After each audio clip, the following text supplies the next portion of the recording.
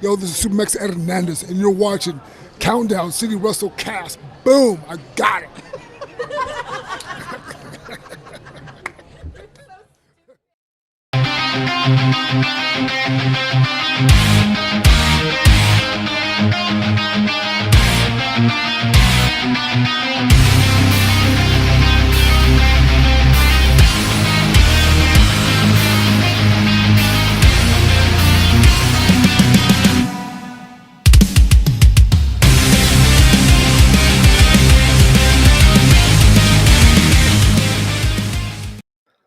What is up, heels and baby faces? Welcome to another episode of the Countdown City WrestleCast, live from the Alamo City, which for a weekend was the center of the wrestling universe. Yo, I'm your host, it was insane. JC. Joining me is Tommy.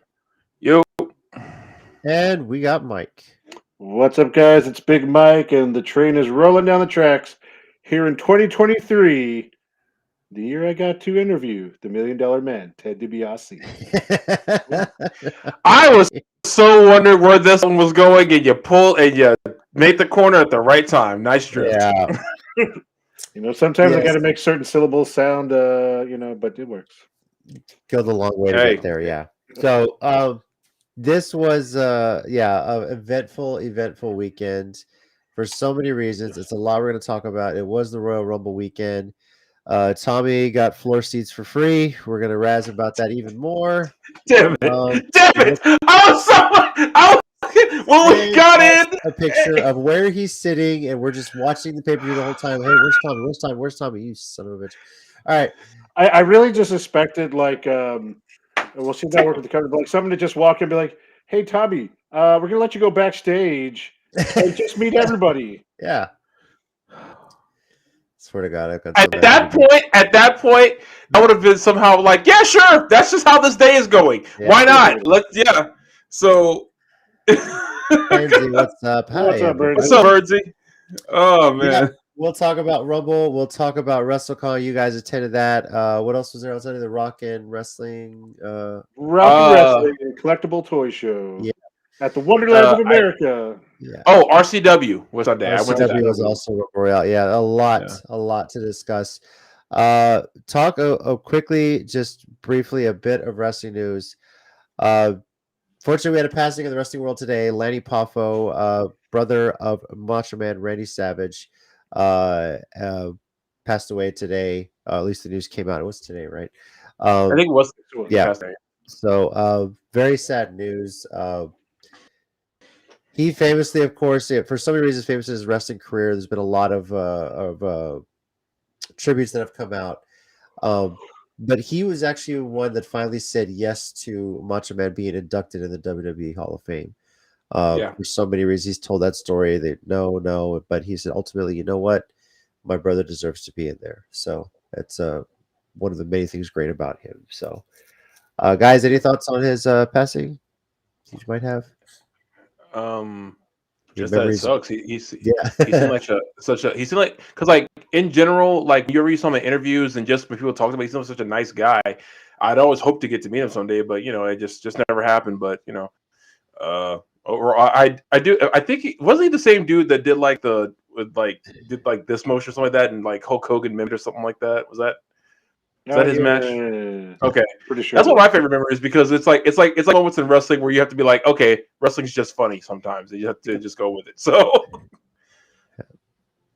and like for me, just same thing. As it's one of those things where you saw him as a kid, and he was so smarmy and so a good heel. In other words, yeah, you couldn't help it. And then you years later, they pull back the curtain, you get to know these people a lot better, or at least hear them and stuff. And everyone just said he was just the nicest guy. My affinity for Colt Cabana's Art of Wrestling. Yeah.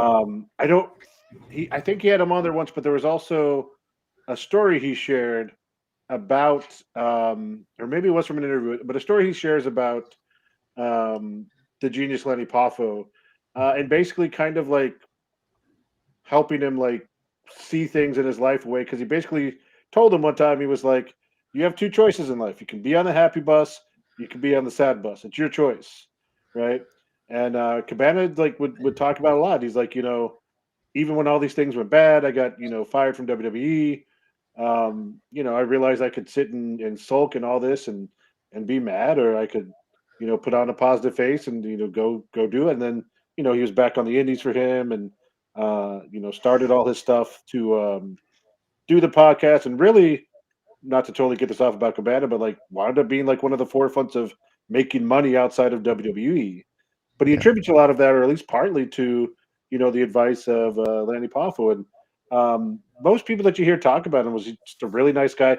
Was kind of verbose at times. Like it seems like maybe the genius was a little bit of that character that was him turned up, but he played it well. So. Yeah, certainly.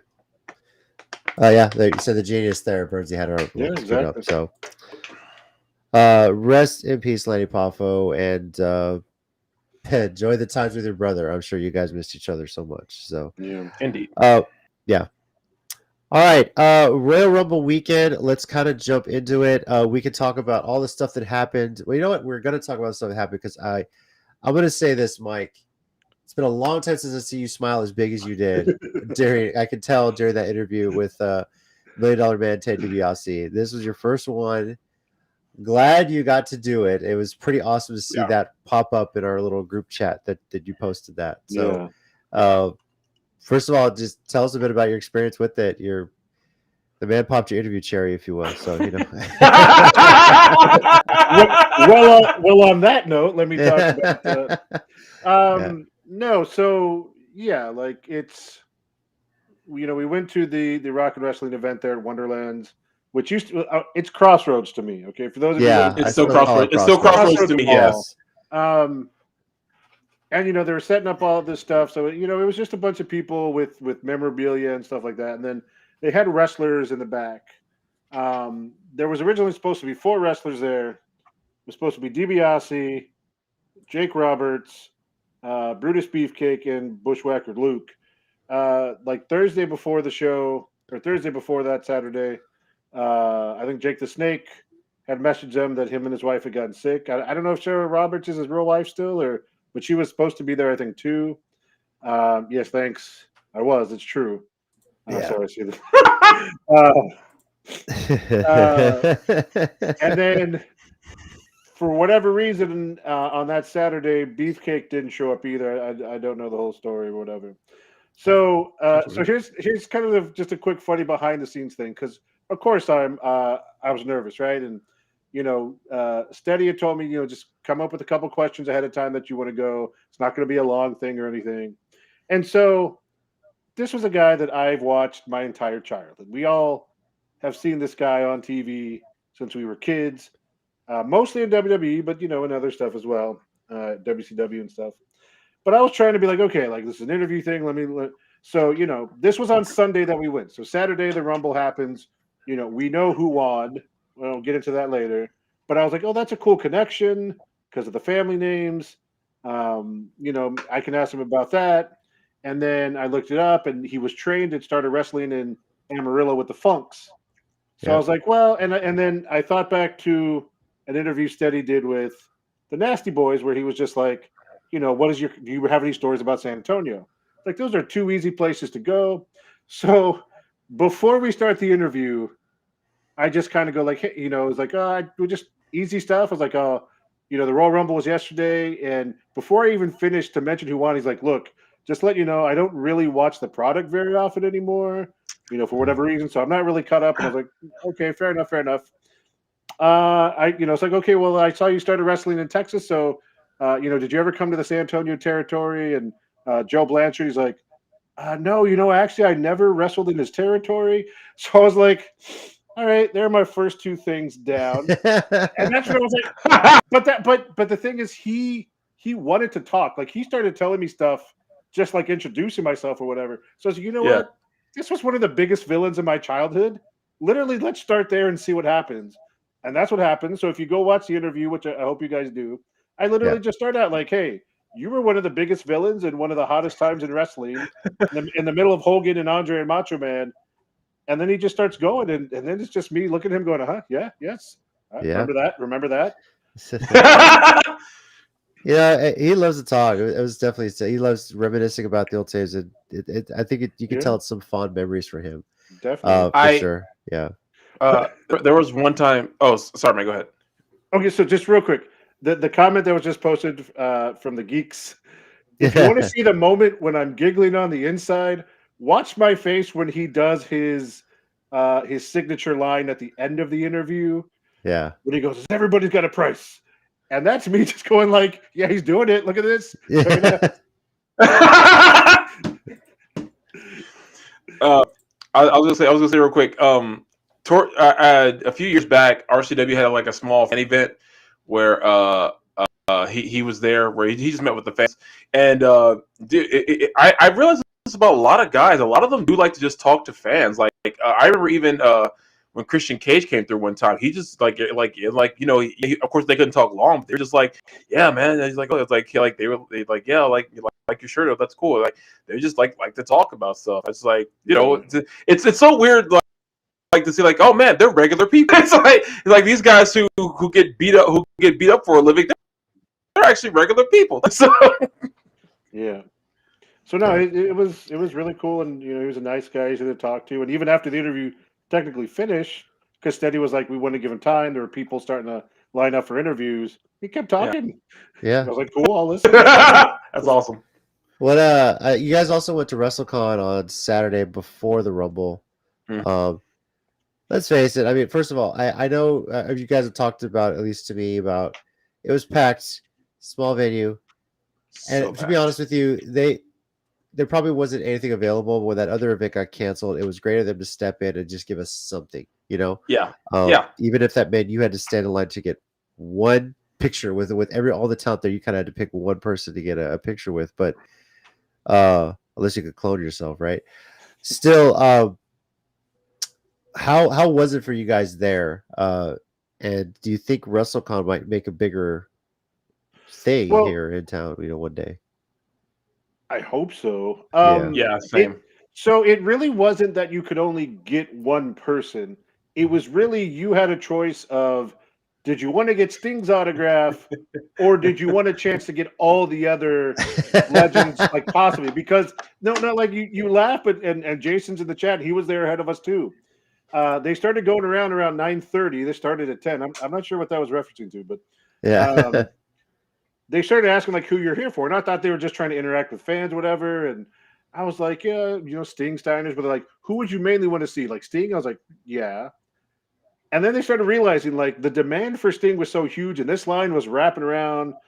And they were like, so basically Sting's on a different schedule, whatever deal was made. He's not going to start till 11. This event starts at 10. If you want to get Sting's autograph, we had to stay in line. If you wanted a chance to see about like maybe 10, 11 other legends, you could go, but you wouldn't get Sting. Yeah. And, like me and Tommy were messaging back and forth. And, we kind of came to the same idea. Like for me, Sting is one of my top two all times. It's him and HBK. So it's like, if I get a chance to meet one of them, I've got to start there with the thought that maybe after that was done, because we were there early enough, I could find my way back in the other place. Didn't work out for me. Tommy told me I could have, but I got the Sting one, and that was cool. Yeah. And that's also true, Jason. It was free, so you're definitely going to get tons of people there. Yeah, that's kind of why I gave them a pass. Even the organization was terrible for this event. I was like, but it's free. If I had to pay it in and have to deal with all that, I'd have been mad. But I was like, okay, it's free. I can't get upset.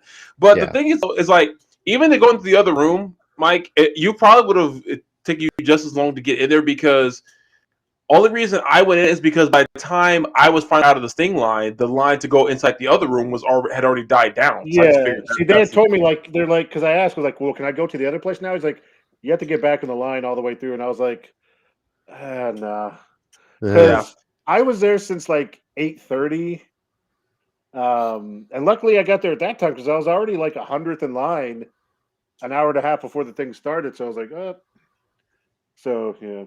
But it did seem like people that went into the other room got to see a lot of stuff.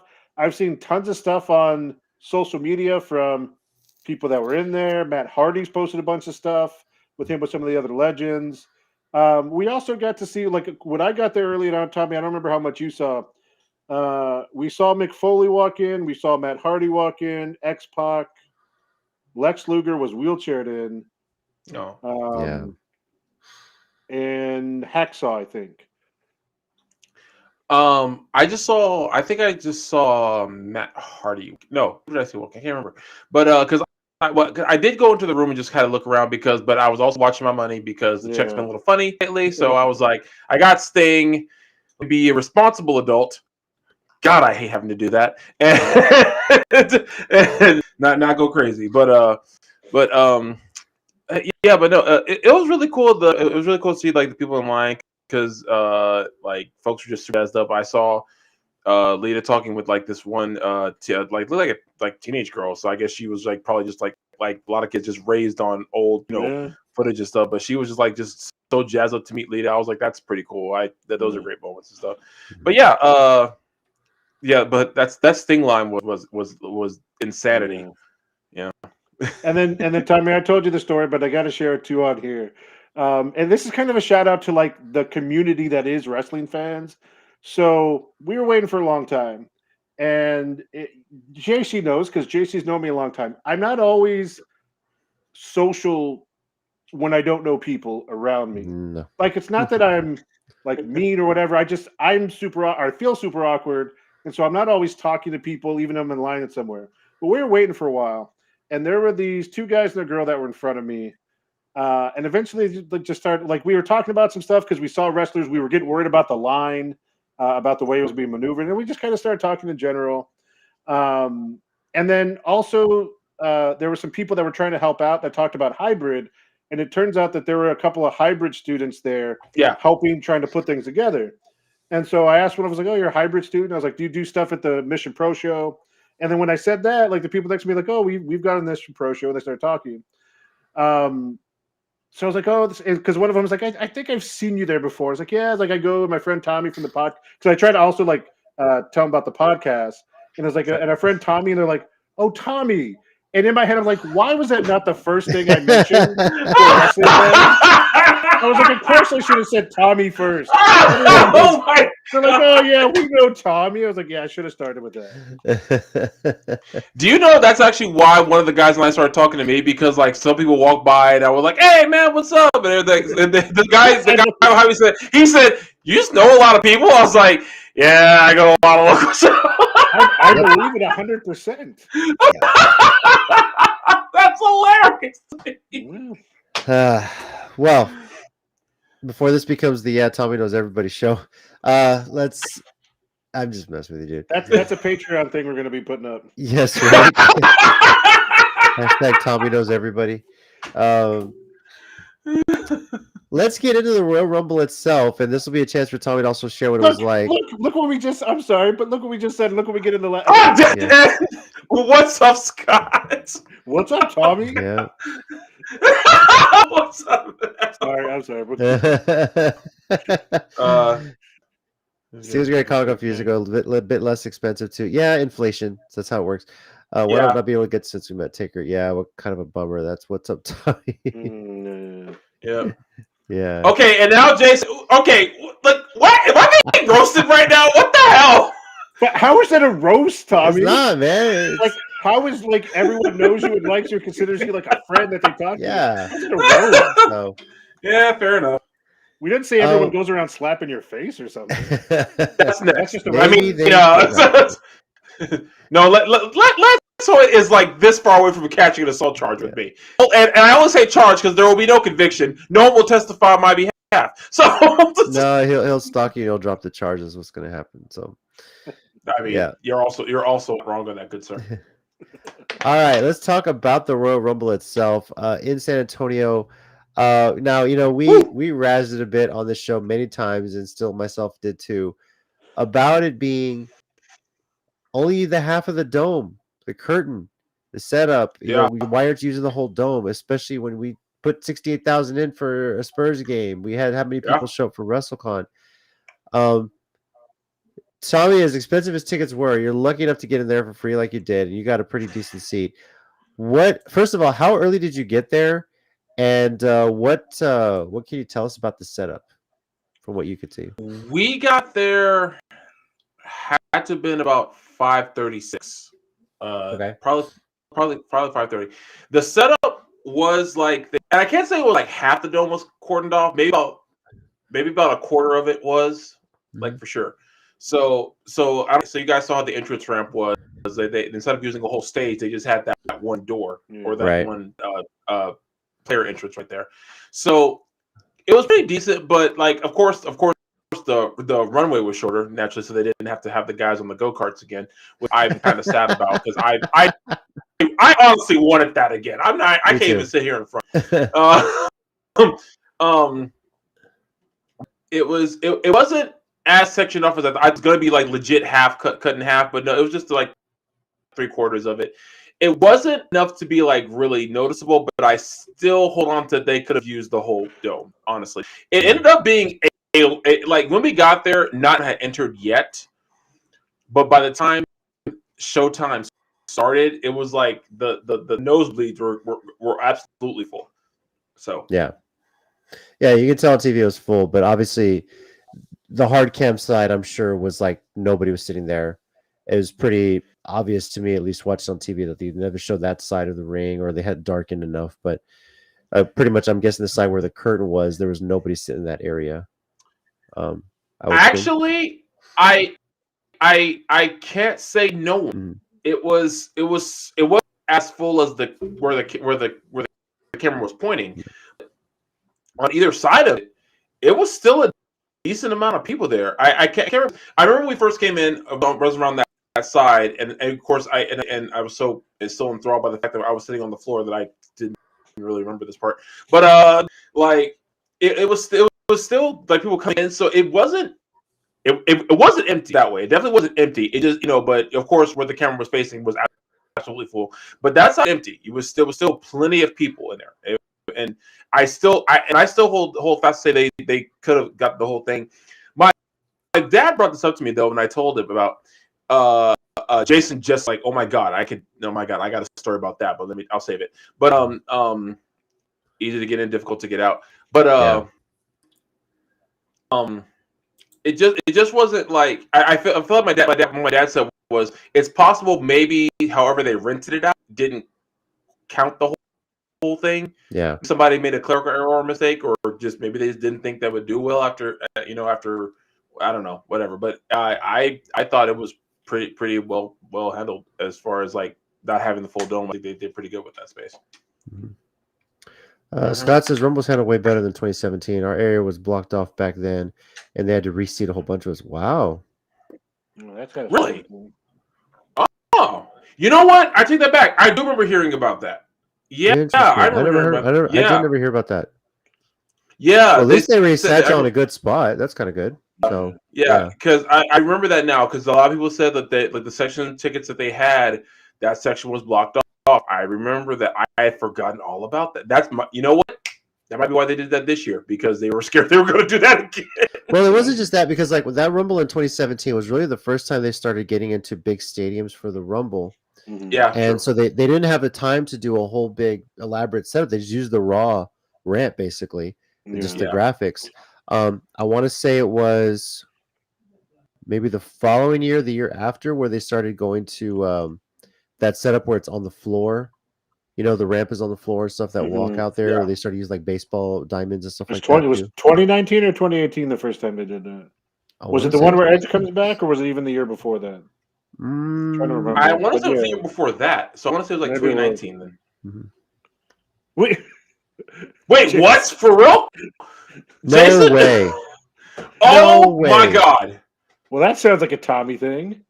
Why am I the adjective for getting it somewhere for free? First of all, Jason, teach me, because Jesus Christ, that would have been great. So, Well, he implies he had a ticket though, not that he snuck in. So, yeah, he just said he didn't have still though, I honestly though, I would try. Yeah. Also, I saw Scott's earlier comment. Appreciate that, Scott. Thank you. Pleasure knowing you too, bro. Yeah, this is the one he's referring to here. Yeah, didn't get to kept talking there. The event itself, though, I mean, think it went really well. What was something you guys liked the most out of it? Obviously, there's only like 5 matches on the card, but for those wondering, didn't get to see it, it started off with the men's Royal Rumble that opened the show. Yeah. You had the pitch black match. You had the Raw Women's Championship. Then you had the Women's Royal Rumble, and then of course Roman Reigns versus Kevin Owens to finish the show off. Do we all agree the ending was the best part of the show? Bar none. I don't know how well translated on TV, but the air in the rump in the dome was crazy. It was like you know how bad silence in wrestling. Yeah, this wasn't it. This was like that. We were actually like silence, like oh my god, like it was like people were concerned, like this story has been so good. We were all like, what the hell just happened? It was great. When Jay got out the ring, people were like the reaction was perfect. I don't know who came up with all this story and whose ideas it was, but I can guarantee you they haven't been paid enough. And they have not been paid enough. And Sami Zayn added to his contract. He needs another 0. Yeah, and then honestly, like, and that's the match itself was decent, but I mean, we're really getting to this part of it. That was the kind of the whole point. But on TV, that pop when Sammy hit him with the chair, huge, and I'm sure it was deafening in there when it happened. So but so I will say this: when the "fuck you Roman" chant started, I almost couldn't breathe for laughing so hard because it was like almost not instantaneous, but it built up fast. It was like maybe one section did it, and like within the next roll of the chant, it was like half the arena, and by the next roll, it was everybody. So when you saw Roman kick run, that's because it picked up that fast. It wasn't like one section did it, but like it was like so quick.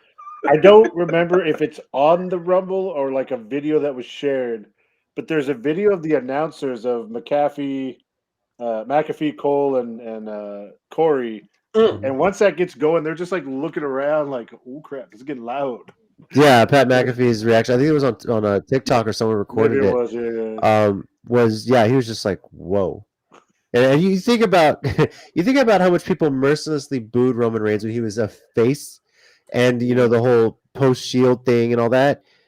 He never drew heat like that, and that's we were saying he needed to be a heel. Fuck, I don't want him to be a face ever again at this point. He's doing so well with this, He managed to, like, there were so many ones being thrown up when he came out, but the number of people who turned on him after they attacked Sammy, I was like, oh snap!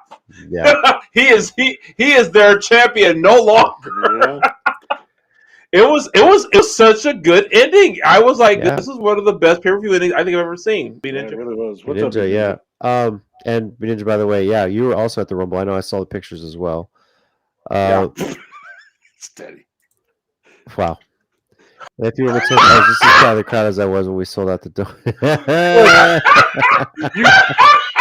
you don't really need to give San Antonians much reason to start yelling out cuss words in English or Spanish for what it's worth. See, it's funny. It's funny you say that. Most of the time when you go to like a sporting event, there's rules. Spurs games and WWE shows are two different things. No, let me kind of say why there was there's a policy, basically, basketball game at about 7 minutes of the fourth quarter, beer sales cut off. That's it. We're done. After the 7th inning of a baseball game, no more. I think in the fourth quarter NFL, whatever. There's nothing like that for wrestling. You can be drinking right up into the end. And when they serve those big ass margaritas, I'm sure people would have that going too, and they were invested for sure. But I don't think that was also drunkenness. I think that was investment. Oh, for sure. In the storyline, Sami Zayn and Roman. Yeah. Yeah, I just the way fans are into the storyline. I mean, this right on, Bernsey. What's that? Yeah, the way this has really harkened back to the fan reaction, the way the fans are invested. It's back to the whole Daniel Bryan versus the Authority storyline going into WrestleMania 30. Yeah, that's something we need to talk about once we get through all the results. Yeah. Well, let's kind of go through that. Let's see. Of course, Cody Rhodes, number 30 in the Rumble, wins, takes out Gunther, who was number 1. Sorry.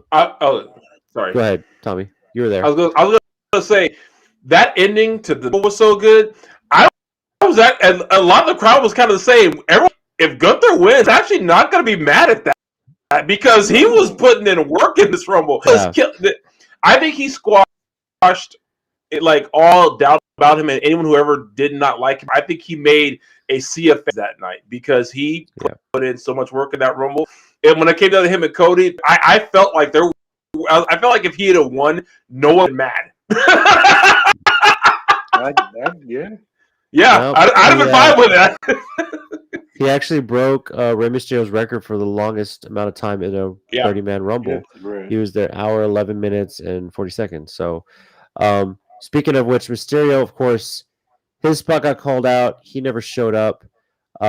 Apparently, the night before at SmackDown, he had got legitimately injured. Right. So they kind of wrote that out as either he was attacked by Dominic or the Judgment Day, whatever. And appropriately enough, Dominic comes out right after holding his mask and kind of write that off. So well, apparently to add to that, the idea is they are going to do finally Ray and Dom at WrestleMania, and they were supposed to start like more of that in them. I guess not start, but set some things in motion with the match.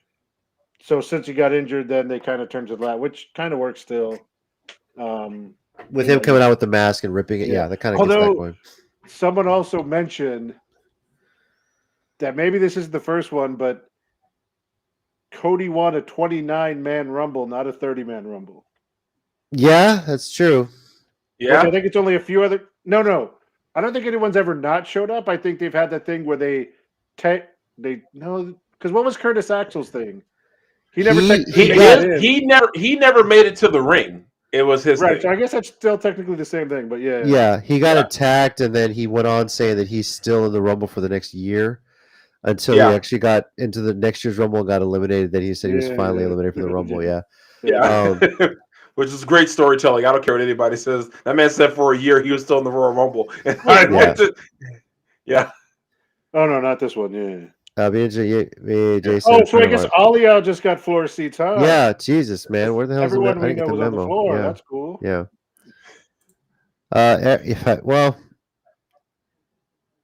Yeah, I guess you could say that for sure. So,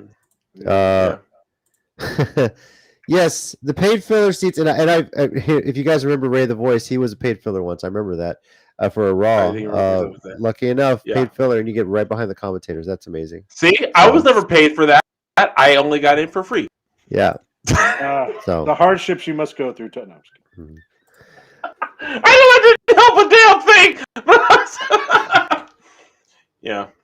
Oh, I don't know if he's going to tell you guys this, but screw it. I'm going to tell you guys this. B Ninja, the sneaky bastard, you know what he did? Uh-oh. What? He took one of the Rumble chairs, like one of the fan chairs. He has a picture of it on social media right now. He can probably explain it. He explains it on his channel how he got it, but he sent us a picture. We said, "You son of a bitch! Where'd you get that?"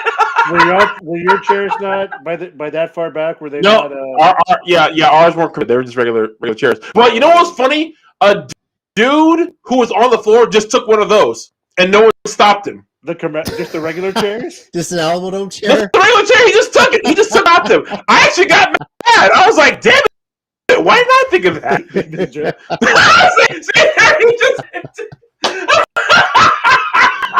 Oh my God! You took it. No one stopped you. Can't get mad. With Somebody spent $6,000 for that chair and is probably pissed off they didn't get it. Way to go, B Ninja! Oh, Jason, you got one too, son of a! I forgot. Oh my God! I assumed the people left and didn't take them. Well, note to self, Tommy. Next time, just take the Alamo Dome chair with you. Next time. The chair next time. Damn it! Next time I get on the floor for a wrestling show. Yeah. How was the reaction to the Ricochet and Logan Paul spot? Insane, because we didn't know what the hell they were doing. Everyone was looking like, because here's the funny part. Everyone was like, what are they yelling about? And I immediately thought to myself, they are not going to do like a Van Terminator spot right now, are they? And when they did, I was like, son of a bitch. Honestly, it felt like they were yelling at each other. What's your name, Tony? Fuck Yeah. you, Tony. What's your name, Ezekiel? Like, Fuck you, Ezekiel. I know wrestling is a place where you don't need to use logic all the time. Yeah. But there was no logic to that, as awesome as it was. No, Let's jump at each Not- other. Yeah. no, there was no lot. But see, here's the thing. That's one of the moments where I excuse the lack of logic Sure, because it yeah. looked awesome. So it's like that made no sense, and I wish they'd do it again. Oh, so B Ninja is a serial vendor of this. I didn't know he did it before. What the hell, dude? That He's movie, got a this guy down here. system. Yeah. Guys, can we share the B Ninja system? Can we Be Ninja stealing shares. Got it. Apparently, yeah, he didn't teach me none of this when I got. So anyway, The Mountain Dew Pitch Black match. I've heard a lot of people that were watching it live didn't really see anything, even though they on TV they did a good job at least presenting what was going on. But Tommy, were you able to see anything live, or you just like look at the screen the whole time for that one? well, I looked at the screen for that one, but you could see it could have been a bit better in my opinion, but you could see a bit because of the paint Bray Wyatt was wearing and LA Knight called him Eli Drake. Oh my God, LA Knight's gear. So Yeah. but of course, as always, the real story was after the match. Was after that with the whole ugly stuff. And this is what I said about that match. I didn't hate it. I just don't think it needed a review. That's all. Mm-hmm. Yeah, I think it was. I think it was okay for what it was. I just don't think it needs to be on the pay per view. Oh my Very God. true. I see how you went there. Cool. Yeah. Yeah, it was cool. I mean, I hope they don't make a habit of this, but at least with the paint that Bray had on was pretty cool. The paint was awesome. Yeah. So then you had, of course, the what's his Uncle Howdy. Uncle Howdy spot. Like, I don't know what the point of it was, but hey. I assume the pyro was supposed to go off when he hits, so you don't see that. Obviously, he lands next to him. Like, I'm not going to crap on him because obviously you don't want to land on a dude even on the padding from that far up. Yeah. But the camera made it look super obvious, which didn't help. So I assumed the pyro was supposed to go off so that it kind of covered the impact. Right. But it. Yeah. I think more they were supposed to sink down further because you could still see Eli Drake's like knee pad up a bit. Yeah. That was the other thing. Like, So I don't know if you guys saw this, but there was one comment I read. It said someone said, "I don't want to hear anything about Jericho's crash pad or the ending of the barbed wire match ever again after that." fair enough.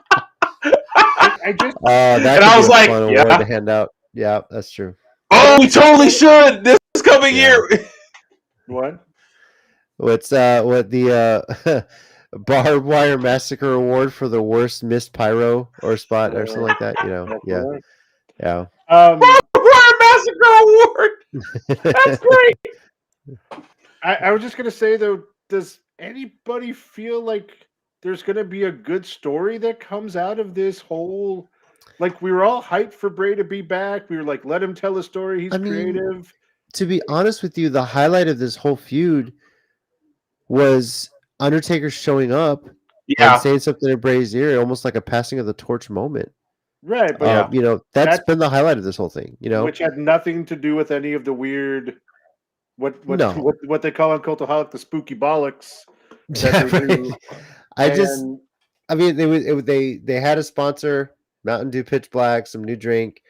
How do we do this? Yeah, that was the whole point of it. That part, like, I'm not like, honestly, it kind of looked like it reminded me like we were going to go play laser tag or something. Yeah. Or that's one of the appeal to me so much. And that was kind of cool for what it was. Mm-hmm. But like, I honestly don't know at this point with Bray Wyatt's character what his point is, what Uncle Howdy has to do with anything, why the puppets are coming back. Like, what Alexa Bliss has to do with it, right? Like, that's something I care about. Which we can also transition to. We called it. Yeah, I think. Bianca would win, but it would be overshadowed by whatever storyline she's involved with. I almost feel like in recent history, in Royal Rumbles, if it's not the Royal Rumble match, every other match just gets overshadowed. They're using it to advance storylines, and that's kind of been the recent trend. We got that a bit, obviously, with the Bray Wyatt match, and with Alexa Bianca. Had it not been for the storyline they're building up, this could have gone on for a little bit longer. But obviously, they were advancing the storyline. That was the whole point of it, I just don't use your champions for that, Well, I get that.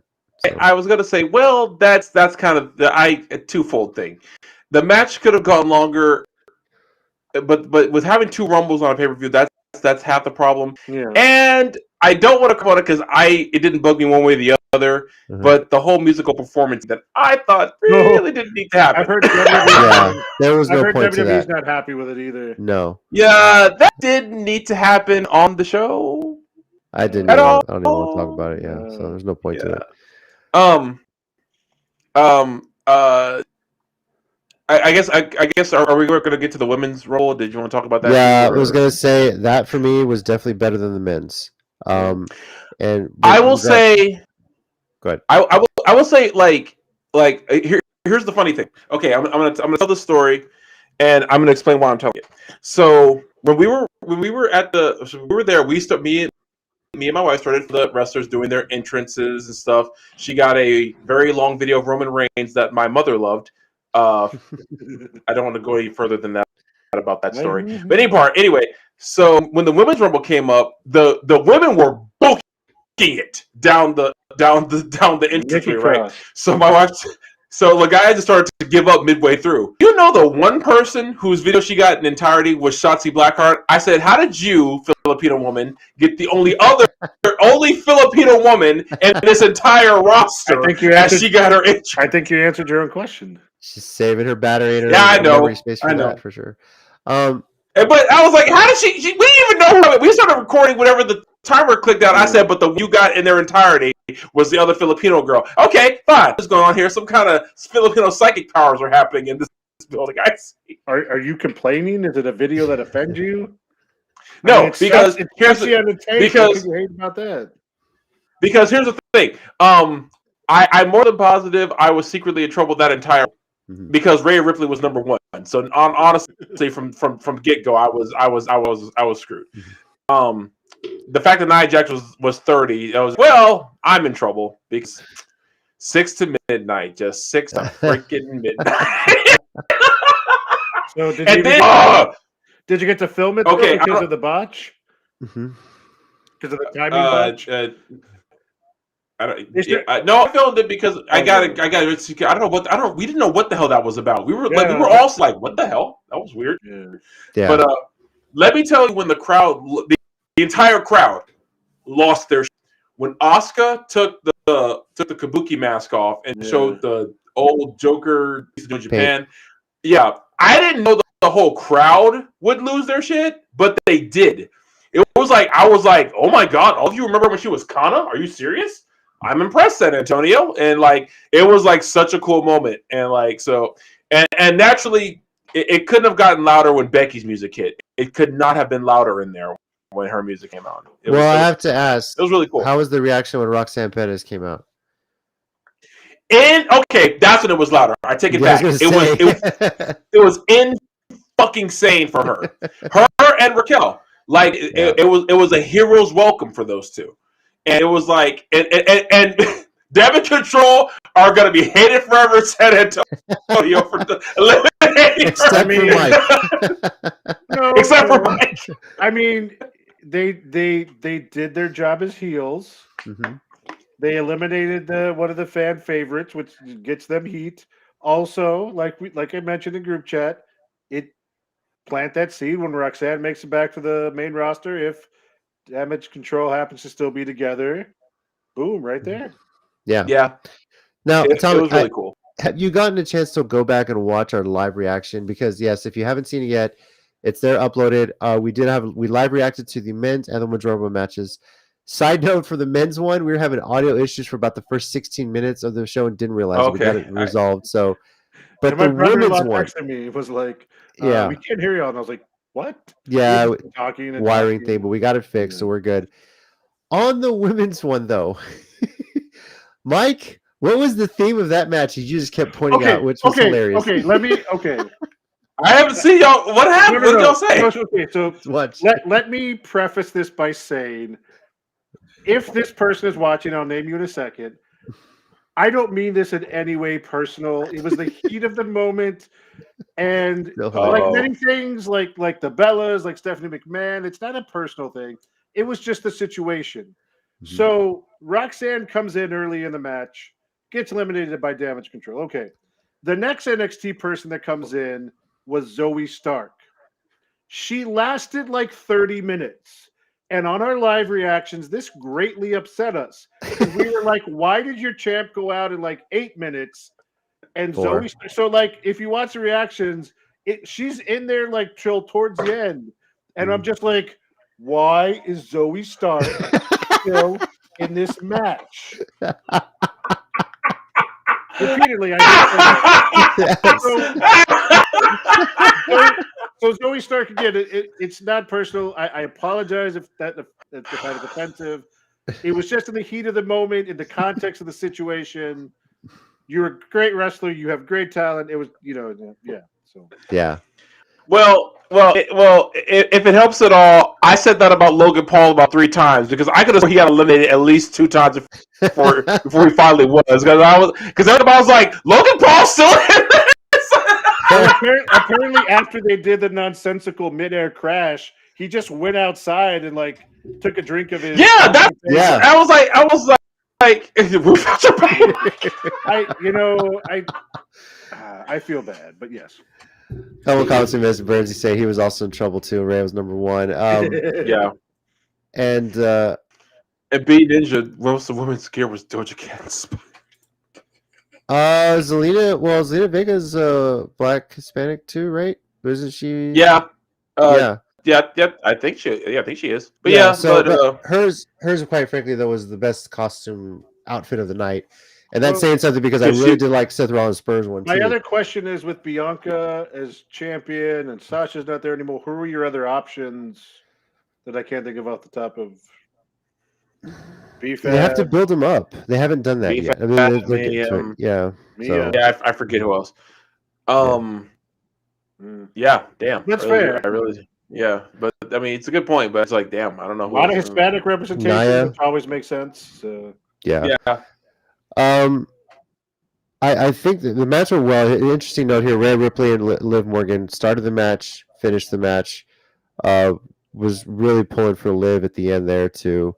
Yeah, I was like, are they gonna pull the? But I was just happy she made it that far. I was like, you know what? I don't even give it anymore. She made it to number 2. I wasn't even mad. Man, for a while, I thought my pick of Raquel getting there to the end had a shot.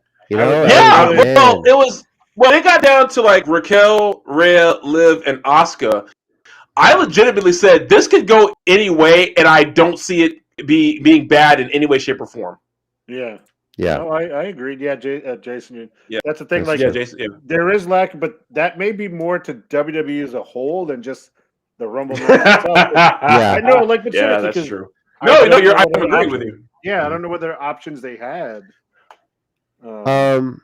But here's an interesting note about it. We mentioned about Gunther setting the record for the men's, and Rhea Ripley setting the record for the women's. I know we've only had like 6 matches, but still, she broke Bianca Belair's previous record.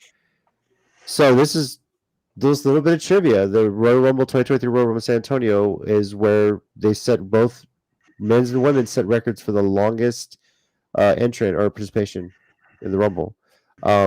Yeah. So technically they give it to Rhea Ripley because she was the last one standing. It could have been her, Liv Morgan, but WWE adds an extra second to it for Rhea Ripley because she won the match. That makes sense. I forgot to send y'all this picture. It was a Cody Rhodes sign, and it was like doing the first lyrics of his theme song. And I thought of Mike immediately not to send it. I'll look forward to send it to you anyway. But it said adrenaline in my soul. Cody's winning the Rumble, and I couldn't stop laughing when I saw it. I mean, slightly off on there, but that's right. That's right. So also the record for the shortest. She 1 second. Yeah, she was. They actually have her at 5 seconds here. Oh, they yeah, do? 5 seconds. Yeah, I didn't even realize she was in. I mean, That long. it was a Yeah. Also, what's up, Brian? What's up, Brian? Yeah. Cardona was just having a blast with it. I don't know if you've seen him last weekend.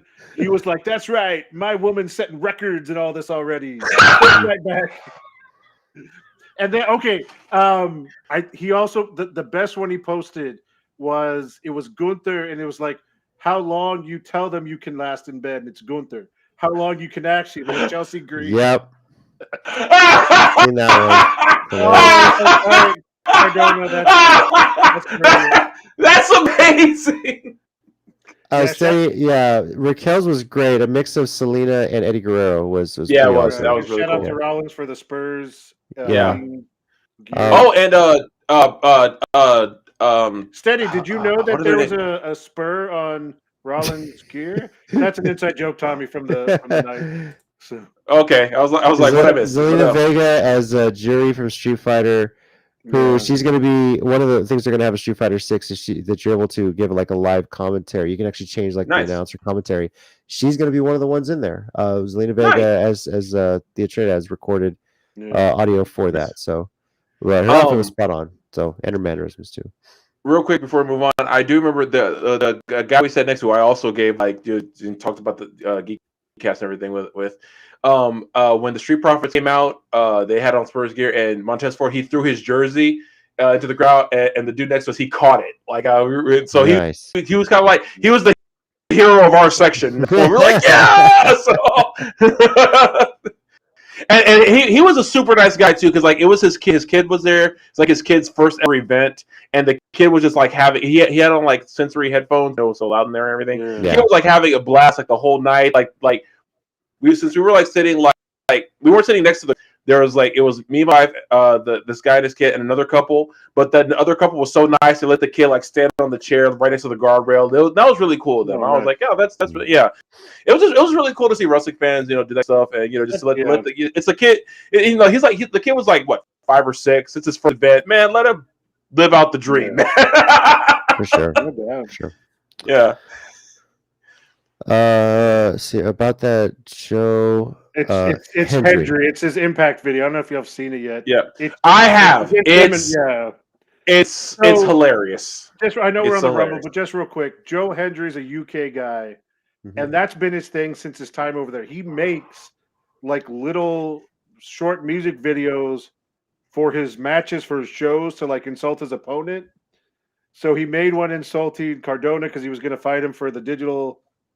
Was it or whatever digital media? Digital media belt. Yeah. And so they made fun of him and Myers, and it's basically like it's like him wearing a Cardona mask and Chelsea Green, and he's like, I can't sing it, but it's basically like when your wife asks you to come to bed, but you're too busy playing with your action figures, and then like the big finale is like, you may say you're this, but I'll always think of you as Edge's bitch.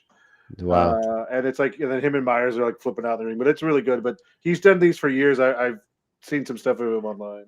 My favorite reaction to that was someone said on Twitter, Edge must be really confused as to why he's being talked about so much on Twitter right now. But this is more than Rumble. And someone said, Edge is probably really confused why he's trending Twitter right now. Yeah. All right. As far as the event itself, our pick results, we all went 4-1 on this one. So straight shot there. Yes. Now this is where we're going to give our WrestleCast ratings. If you're joining us live, you can give us your rating as well. 0 to 5, 5 being WrestleMania 17, 0 being December to Dismember. And Tommy, we're going to start with you. I know you may be a little biased because you were there live. I don't know if you've gotten to watch any of it on Peacock afterward just to see how it looked and everything. But give us your rating this one. And be honest. Don't sit there and say, oh, it's not as good as Wrestle King. Bullshit. You give us your good rating on it, man. I know it might be a little inflated because you were there live, No, I'm saying, but that's the thing. I'm biased because I was there. That's fine. I'm biased because I was there. Should I give my actual rating or my bias rating? Which do you want? Both. Probably be the same thing, to be honest with you. So no. Because my unbiased rating is a 4.5. It really is, because I really enjoyed the show. I thought it was great, and really it probably would have been a 4.25 more or less. But that ending of the show was what gave it that extra bump. But biasly speaking, because we were there and we were feeling the emotion, especially those last 5, yeah, like it's a 5. Like if I'm being totally biased about the experience of being there, it's a 5, man. Because like we stood both Rumbles the entire time. Like we were on our feet the entire, and then the main event, after we were standing, like looking like at the ring and looking at the screen, just like that whole tense moment with the chair. It was like Russian roulette. We didn't know when the bullet was flying out. When it did, though, it was like, what the hell? And then Jay's reaction. Someone said it on either Twitter or Facebook or somewhere I saw it. It said everyone in this angle needs an Oscar. And I was like, I could not agree more.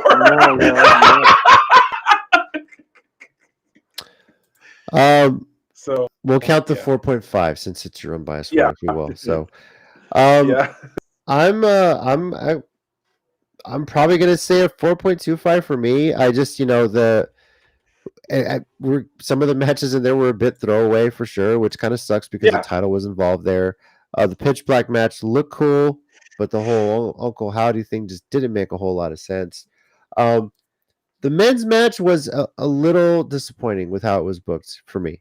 I thought there could have been some better surprise, if you will. You could have done a little bit differently. I mean, Booker T, that was pretty cool. Yeah. I was gonna say that's what I was about to say. The crowd lost their shit for Booker T too. That's right. Yeah. That's cool. Yeah, for the Texas thing. So, but just when you compare them, the women's was definitely a better Rumble, and it felt like the intervals were a lot shorter too for women, which kind of sucked, But then you lose points because you have that freaking rock concert / bathroom break kind of thing. That just didn't make any sense to do that. So, 4.25 for me. Mike, what about you? I'm going to go for the same thing with a similar idea to Tommy's, where I probably would have given this a 4 if not for that ending. Gives it a little bump. But I mean, pretty much similar to some of the things you said. Like the non-Rumble matches were somewhat disappointing. And the men's one had some moments, and I don't want to feel like I'm crapping on Cody. But the minute his music hit at 30, I was like, okay, well, it's over now. I think we all kind of suspected it anyways. We all picked it, Yeah, and, kudos, like you said, though, to Gunther for doing what he did. I hope he gets a big WrestleMania match with that IC title. Be it Brock, which is something that Eric Burnsy changing your scoring. Maybe you forgot to type the 2 in there first. Okay. So that and then also on the women's side, Liv, Raquel. I hope they find something for all those women. Asuka that had a good showing. You have 2 days for the Rumble. You have a lot of people you can use wisely. So I hope they do. So to clarify, you said 4.25 or 4.5? 4.25. 4.25. Okay. All right. Oh, and Piper Nevin got a good reaction too. Yes, thank God for that. Her name back, Seriously. Yeah, I was surprised at how good a reaction she got. Like there was people were like legit thrilled, like to see her back. I was like, that's cool. I thought only WWE UK fans knew who she was. Like we talked about it, when you like these Rumbles, these Manias, when you can draw a big crowd, I think you get a lot more of those fans that know wrestling. Yeah, for sure. All around, I mean, obviously you're gonna have, we know wrestling well enough in San Antonio too, so it's you throw the big event like this, and we know how to do it. It's the 4th time the city's hosted it. It's the 3rd time the Alamo Dome has had it, and I really think WWE likes bringing this event here. So, go ahead. I was gonna say, I can wait because I was going to talk about the insanity of leaving the Dome afterwards, but I can. Yeah, I envision it'd probably be just as bad too. Yeah. Overall rating for the Rumble 4.33. Feel free if you're watching this afterwards to leave your rating as well, as we said. But yeah, I'm really enjoying the Rumble getting to this town. I really hope maybe in the future they can open up the entire dome and do something huge. And maybe tickets be a little affordable, but then again, if maybe there's a way to sneak in without a ticket because Jason did it once. We'll just apparently. follow Tommy. Yeah. But yeah, you get 51,000. I can't believe she bought me 4 seats. I can't believe she bought 4 seats. I really can't. You get 51,000 plus people in that place, and it all ends a little after 11, I can imagine it's a madhouse getting out of there. You might as well just sit in your chair and wait for the room to clear. So Had to Tommy? walk. Had to walk all the way to freaking Bowie Street because Yeah. my parents dropped us off because look, it's gonna be a nightmare driving and parking down there. We were like, yep. So we'll drive and pick you up. Originally, our plan was to be picked up at the building. It was right there at the corner. Yeah. The I know what you're saying, right there at the corner. No, of 30, That ain't happening. You might as well go to the 37. convention center. Yeah. So That was my original plan. But everyone, I was like, all right, fine, we'll do something else. And then we ended up having to go to Bowie Street. I was like, and this is why I said the might as convention well have center. walked. Might as well have walked to Spaghetti Warehouse at that. I was gonna say Spaghetti Warehouse might have been better. Yeah. A little strategy there. Either that's usually because I usually when I go to UTSA games, I'm parking around there. So that Yeah. I go to the Alamo Dome enough, I know where to go. So yeah. Yeah, but like I was so tired by the time we finally got to my parents' car. I was like, it's like, oh my god! But it wasn't just that. I have been walking all day. WrestleCon that morning, and then WrestleMania that night. I was like, I am just ready for this day to be freaking over.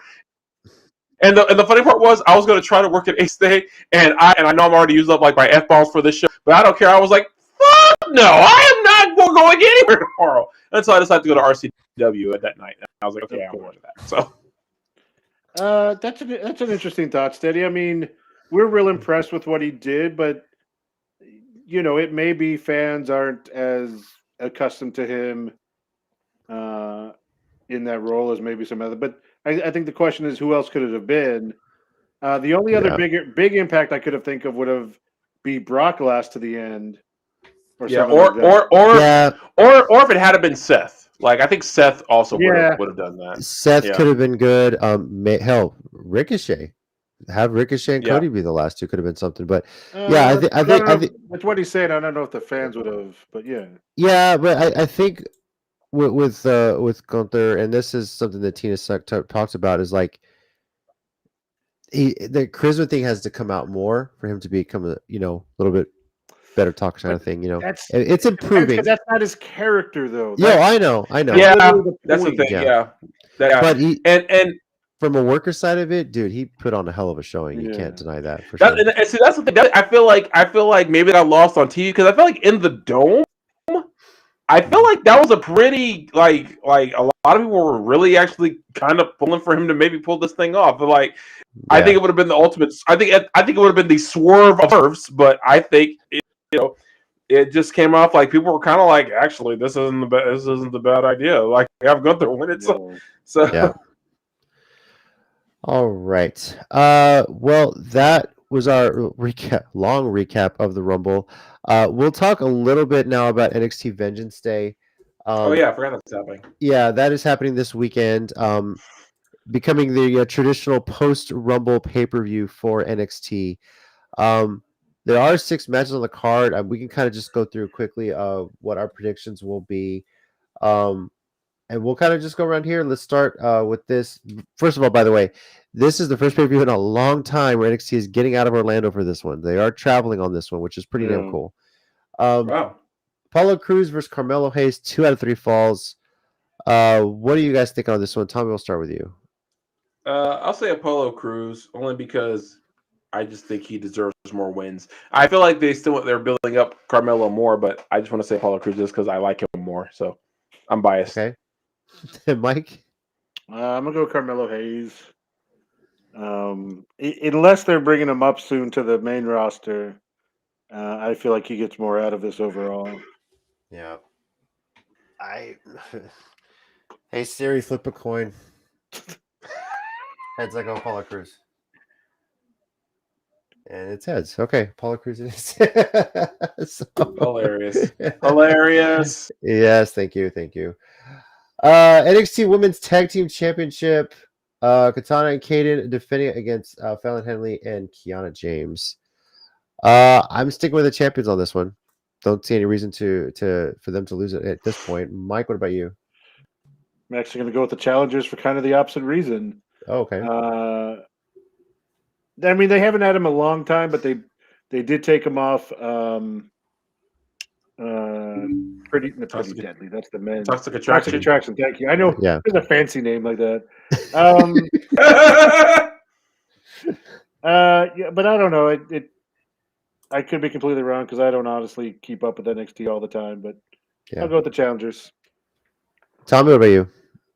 I refuse to bet against Kaden Carter in any way, shape. So her and Katana chance to keep the belts. So Okay.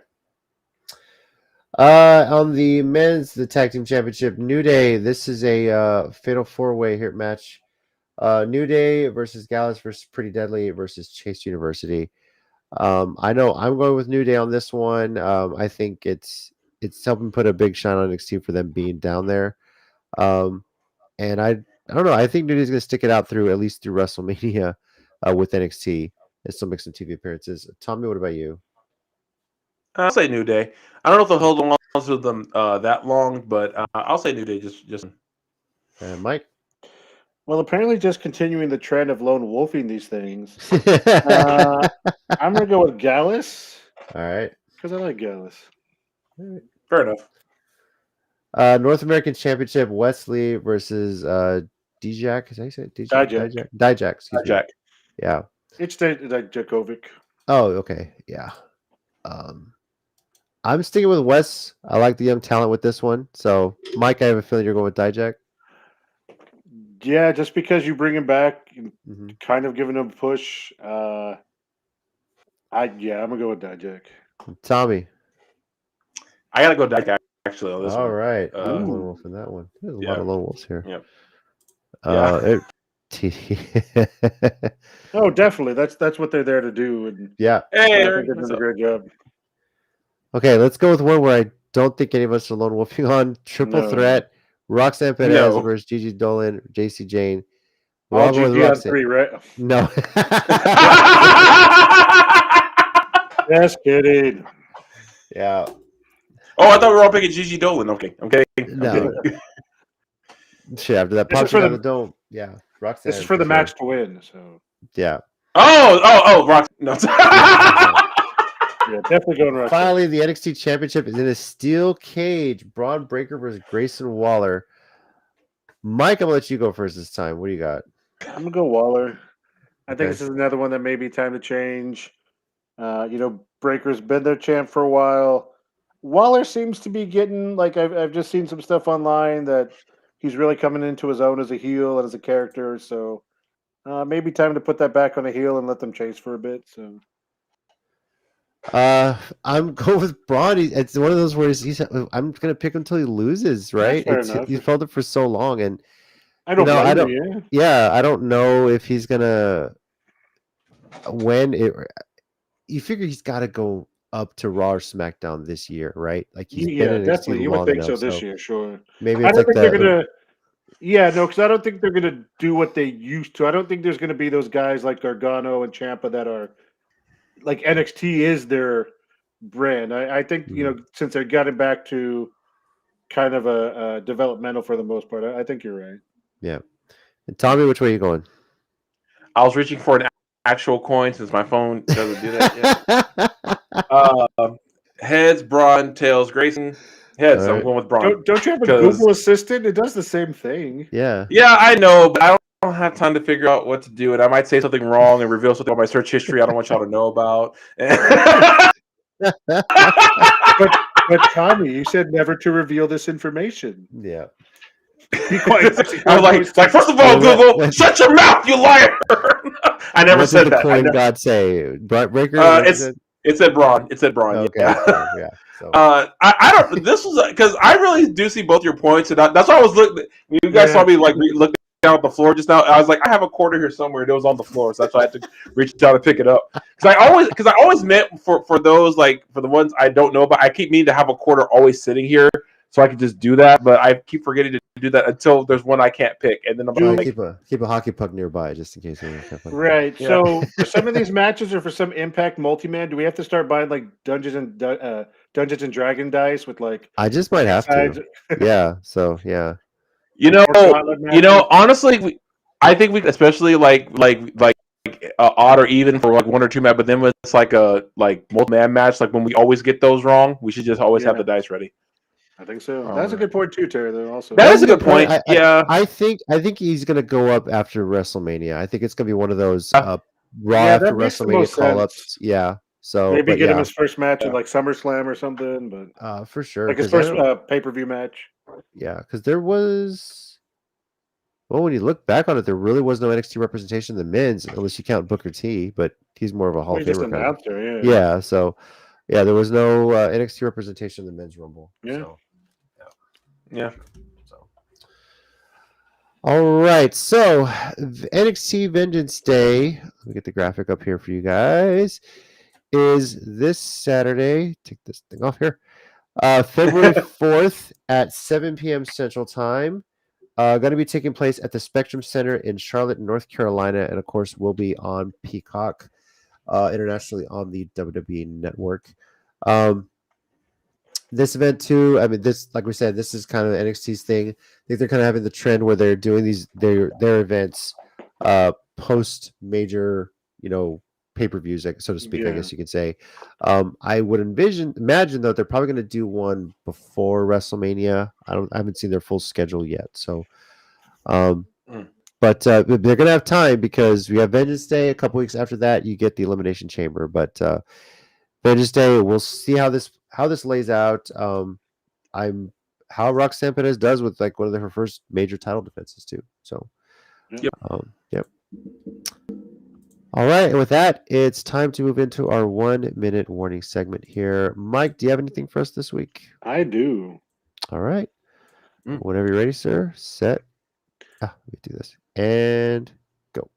So I feel like it's been a while since I've actually gone back and talked about one of my two favorites, Bayley and Claudio. And it's going to come back to Bayley for this one because a couple weeks ago at Raw 30, we were all disappointed when the cage match with Becky didn't play out the way it should have. They had she was my pick for the Rumble because obviously this is my favorite, and it didn't quite play out, but it continued the feud with Becky. So on Raw, they came out, and Bayley did a great MJF-esque promo, talking down Becky, making it personal, saying she never liked her, she was never good enough, she's not good enough for her husband, Seth Rollins. The only reason he married her is because he knocked her up. She called her Rebecca, and I was like, this is so great. Bayley, you're going to get your butt whipped next Monday in that cage match because I kind of feel like it's due to you. But God, it was great, and I hope it's given time and a great match because she really is so good at what she does. To kind of put it back to our complaints about the way Bianca Belair gets time, when has Bianca Belair looked better in her feuds than with Bayley over the last 2 or 3 years? It's really great. I just assume she's going to get her ass whipped in that cage, but it's kind of deserved, but also it'll be a hell of a match. So, agreed. All right, Tommy, you got something this week? Yeah, I do. All right, are you ready? Set and go. I want to talk about the awesomeness that is Edge turn and in the Rumble, and then this past week. I don't know what it is about psychotic Edge that I just love, but his anger towards the Judgment Day that is just like unbridled rage, and like he sees them, it's like a bull seeing red. He just like, Judgment Day, I will attack all of them at once. It's like it's legitimately 4-on-1 good because Ray always jumps in, but then to see Beth Phoenix jump in and just look like a queen from Mad Max, which by the way, that is not a knock at all. That's hot as hell. I was like, oh, so it's beyond Thunderdome. I like it a lot. Let's do more of that. But it's really cool to see them just do this. I know Edge, like I said, he wants to retire on his own terms, and it looks like this is how he's going to do it. So it's really cool because it's like that's all he's focused on. It's like I don't think it's like he doesn't give a damn if he wins one more title. It's like, no, as long as I can beat up Judgment Day, that's fine with me. And it's just funny, but I love this. It's so much fun. Just real quick, because that literally reminded me of another thing from the live reactions. I literally was like, how did they make Beth Phoenix look like a better Viking warrior than And Sarah Logan when they bring her back as Valhalla, like, what's that? Yep. No disrespect to Sarah Logan. No disrespect to Sarah Logan, but like, I was like, this is what. Yeah, okay. Yeah, that's true. Yep, you're right. but yeah, Psychotic Edge, the best. Yep. The best. He really is. It's so fun. I got a couple things I could say here. First of all, people, be a little bit better about believing reporting and be better about your honest about how you report wrestling. Someone put a thing about there saying that Vicky Guerrero was disappointed in the way Dominic Mysterio was being booked as far as the whole Eddie Guerrero storyline, and she called it out and said, "No, this is crap. I never talked to this person." So thank you, Vicky, for calling that out. More people need to do that. But yeah, someone was just reporting a fake news thing. Wow.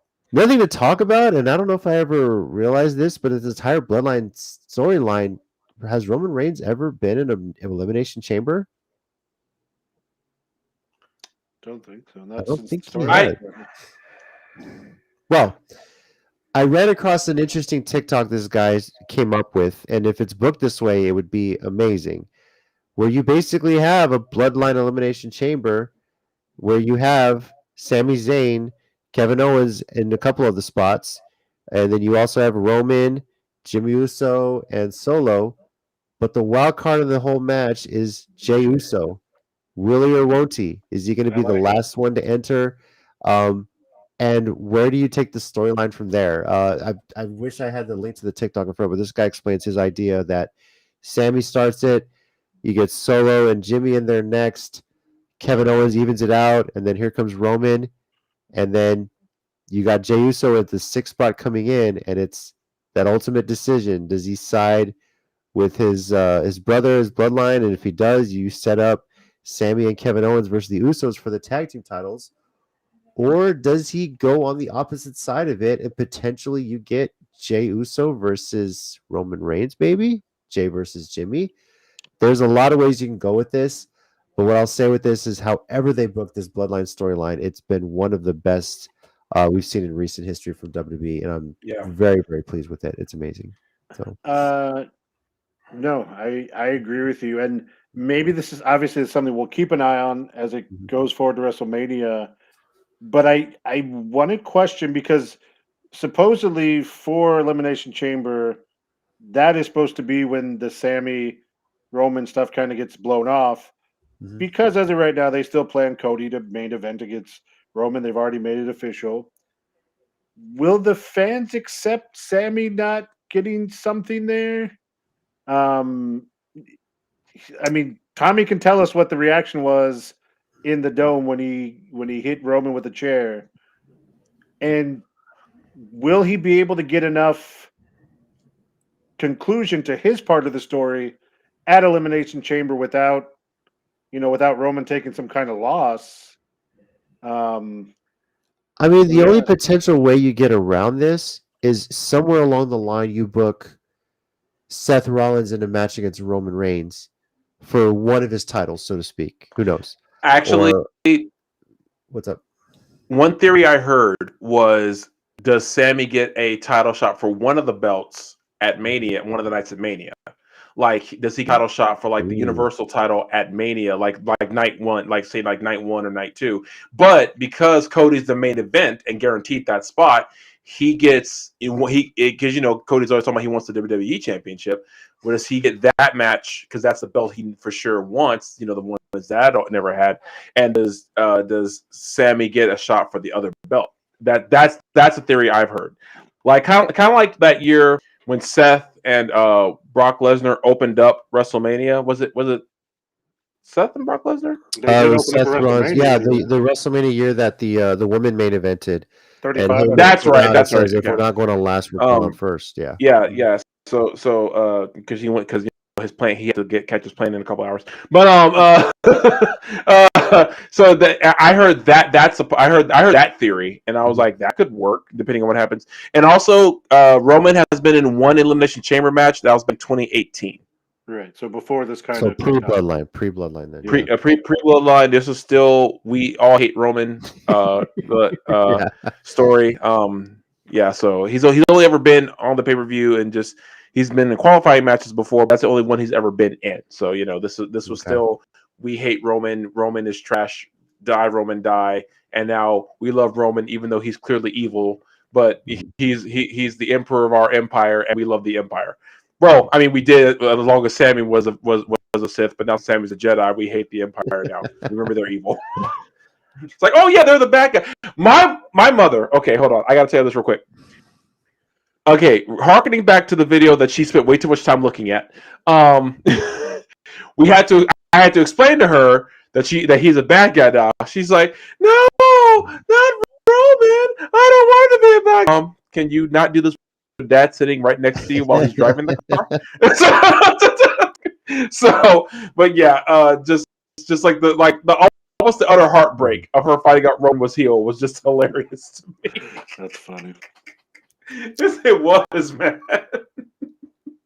Yeah, Thierry, we did talk about the kick off the show. Yeah. Once again, rest in peace, Lanny Poffo.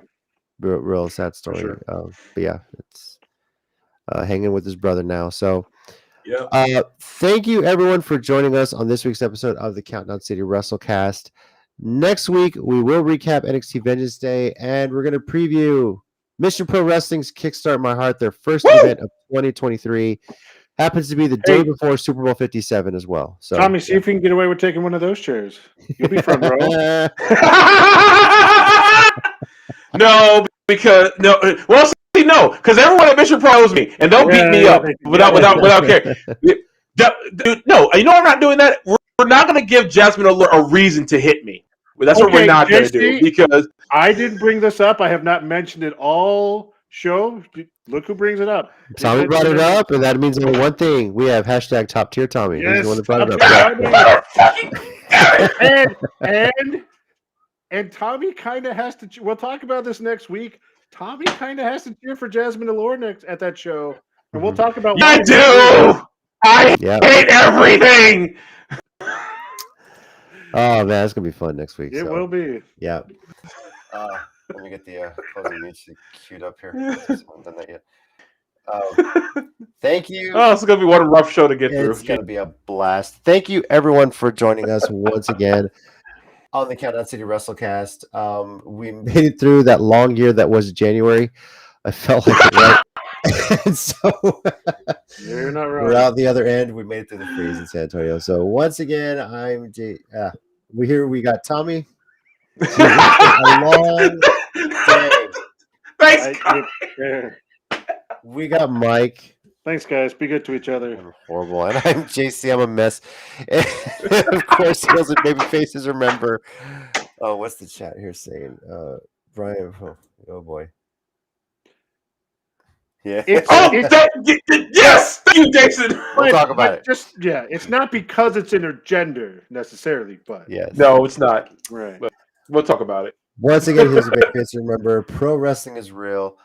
People are fake. fake. We'll catch you next week. Boy. Adios, Gunther. Like the end of the Rumble.